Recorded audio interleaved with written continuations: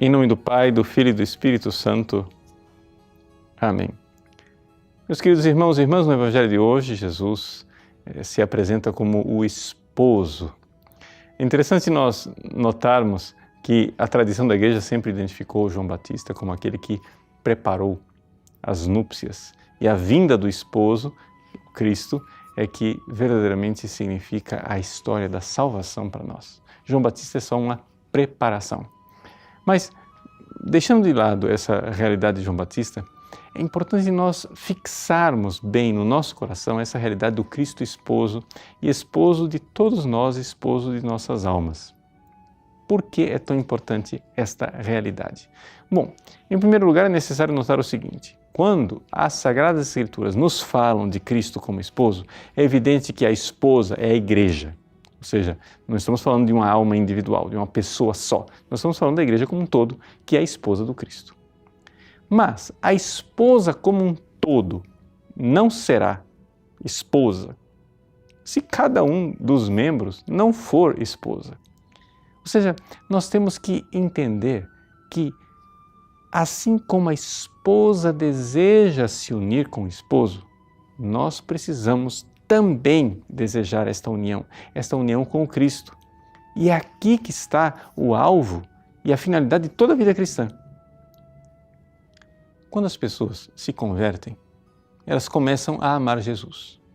Mas o amor com o qual a maior parte das pessoas começa a sua caminhada de seguimento do Cristo é muitas vezes um amor servil. Ou seja, aquele servo que faz a vontade do seu Senhor.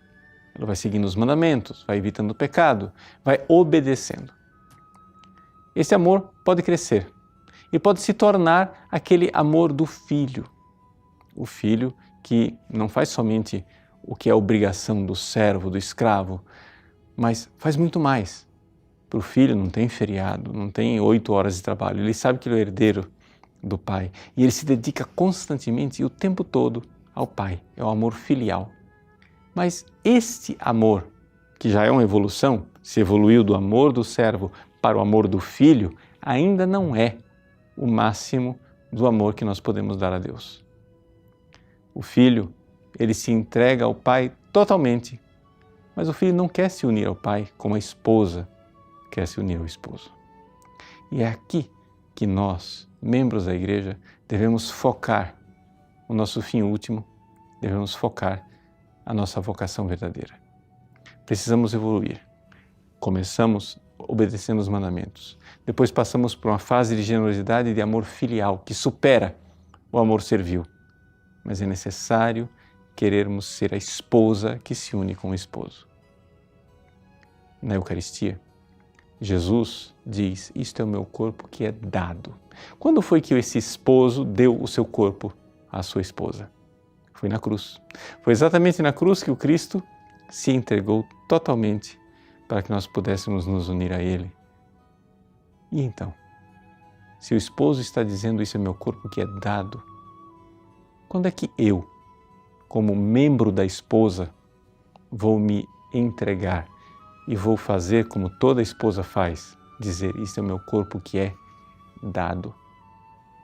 Eu preciso me entregar verdadeiramente ao esposo. Não se trata somente de penitências, jejuns e dificuldades da vida. Trata-se verdadeiramente de amor. Amor de quem quer se unir, mesmo que signifique carregar a cruz do dia a dia. Então, vamos lá. Vamos, como membros desta esposa maravilhosa que é a Igreja, entregar tudo, como a esposa entrega o seu corpo ao esposo. Abracemos a cruz, renunciemos ao nosso pecado, nossa miséria, nosso egoísmo e generosamente queiramos nos unir a Ele. Esse é o caminho, esse é o projeto, é esta a meta. Vamos caminhar para lá. Não seja preguiçoso. Não pense que a sua vida cristã vai ser simplesmente a vida de pequenas obrigações. É a vida do amor. O cristianismo não é um moralismo esmagador. É um projeto de amor de um esposo e de uma esposa que se amam sem limites. Deus abençoe você. Em nome do Pai, e do Filho e do Espírito Santo. Amém.